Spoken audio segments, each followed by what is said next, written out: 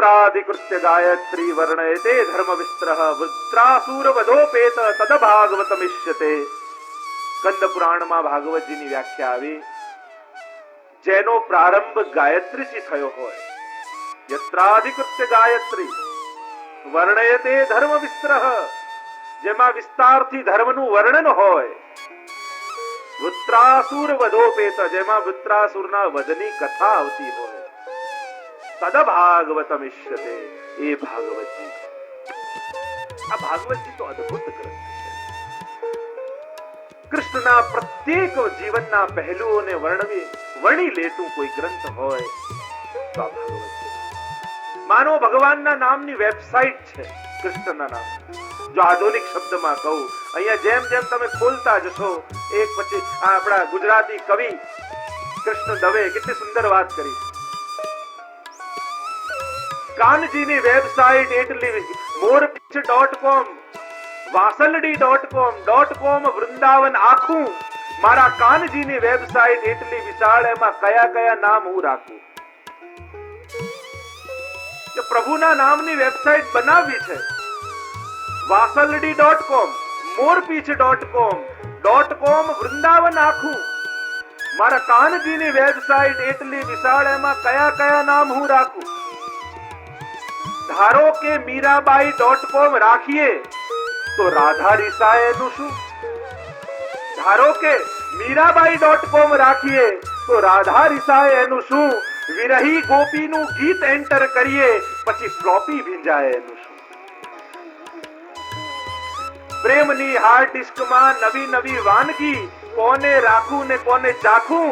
કાનજીની website એટલી વિશાળ, એમાં કયા કયા નામ હું રાખું? શું રાખું આ પ્રભુના નામને? ગીતાજી.com એટલું ઉકેલવામાં ઉકલી ગઈ પંડિતની જાત. ગીતાજી.com, ભાગવતજી.com એટલું ઉકેલવામાં ઉકલી ગઈ પંડિતની જાત. જાત પડી જાય છતાં ભાન ના રહે, એ જ માણે એ પૂનમની રાત. તુલસી કબીર સુર નરસૈયો થઈએ, ત્યારે ઉકલે છે કઈ ઝાંખું ઝાંખું. મારા કાનજીની વેબસાઇટ એટલી વિશાળ, એમાં કયા કયા નામ હતા? એ ફક્ત એની સ્ક્રીનમાં એ જ ફક્ત નામ એન્ટર કરી શકે છે જેની સ્ક્રીન પર નાચે છે શ્યામ. એ જ ફક્ત પાસવર્ડ મોકલી શકે છે જેના સ્ક્રીન પર નાચે છે શ્યામ.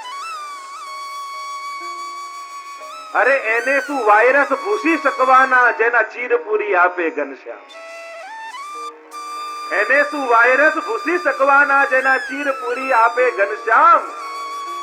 અરે એ બહુ સુંદર એની કવિતા છે કે ઇન્ટરનેટ પર એ થનગન તો આવે, હું કોઈ દિવસ વિન્ડો ન વાંખું. મારા કાનજીની વેબસાઇટ એટલી વિશાળ, એમાં કયા કયા નામ હું રાખું? જો આધુનિક કવિતા, આધુનિક કવિ અને આધુનિક પ્રભુ એ જ ફક્ત પાસવર્ડ મોકલી શકે છે જેના સ્ક્રીન પર નાચે છે. પાસવર્ડ ગમે તે ન ખોલી શકે, એ તો જે અંતરંગ હોય એને જ ખબર હોય, અને એ જ્યારે ભરે ત્યારે સ્ક્રીન ખુલે. ઘણા કે ને બધું કરીએ, સેવા કરીએ, આ કરીએ, પણ મન લાગતું નથી, આનંદ આવતો નથી. શું ભગવાન જેવું કંઈક હશે?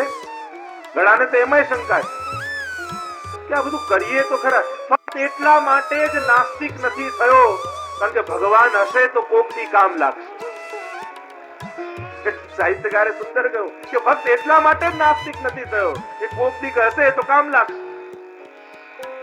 સ્વાર્થના છે સંબંધ બધા, અહીં કોણ ભલાને પૂછે છે? આ તો સંજોગ ઝુકાવે છે, નહીં તો કોણ ખુદાને પૂછે? આ તો સંજોગ એવા થઈ જાય ને સંસારના, એટલે ઝૂકવું પડે ને માનવું પડે, નહીં તો કોઈ ભગવાનને માનવા તૈયાર નથી. જો ઘણી વાર પુષ્ટિ માર્ગી સેવા કરતા હોય એટલે ઘણાને નવા ભણેલા હોય ને એમ લાગતું શું આ નાનકડા બાળકથી બહાર રમ્યા કરે છે, એને કઈ ભૂખ લાગતી હશે, એને કઈ તરસ લાગતી હશે, બધાને જમાડે છે, બધાને સુડાવે છે, આ કઈ સૂતો હશે?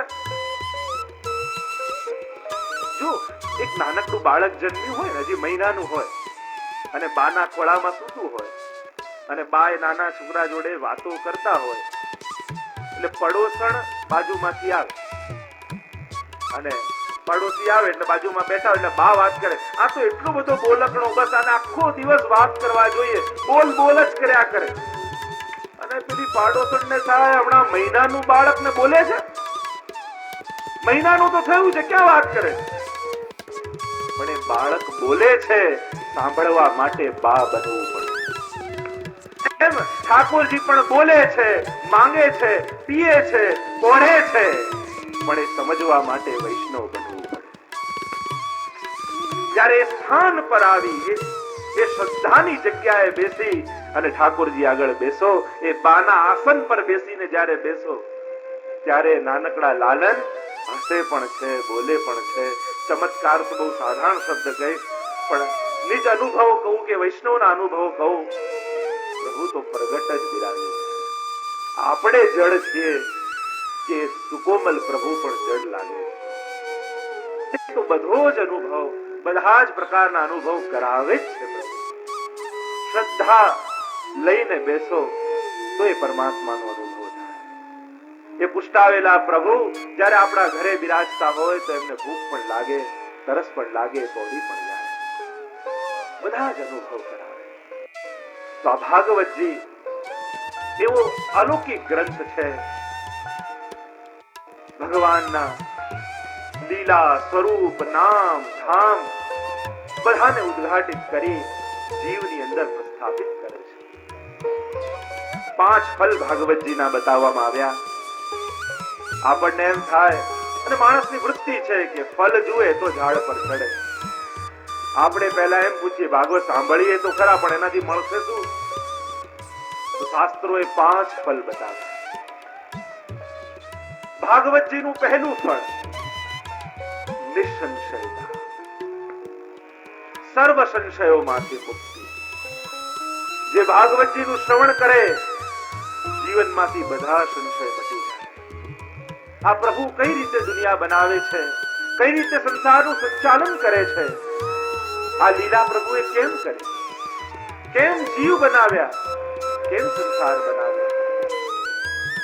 પ્રભુ ક્યાં રહેતા હશે, કઈ રીતે આ અનેક પ્રકારની લીલાઓ કરતા હશે. આવા અનેક પ્રકારના સંશયો ભાગવતજી નિવૃત્ત કરે છે.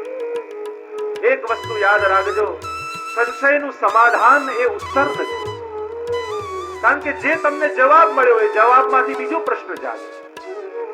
કોઈ પણ સંશયનો સમાધાન ઉત્તર ન હોઈ શકે.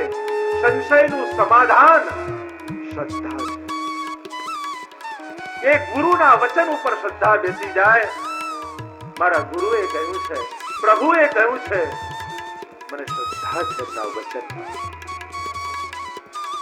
બીજી વ્યાખ્યા ભાગવતજીની કરી, ભગવતા પ્રોક્તમ ભાગવતમ, અને બીજું કહ્યું ભગવતસ્ય ભાગવતમ.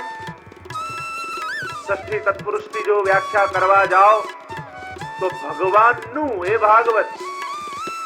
ત્યાં પછી એમ અર્થ કરી શકાય કે જેનામાં ભગવાનના બનાવવાની કળા છે એ ભાગવત છે.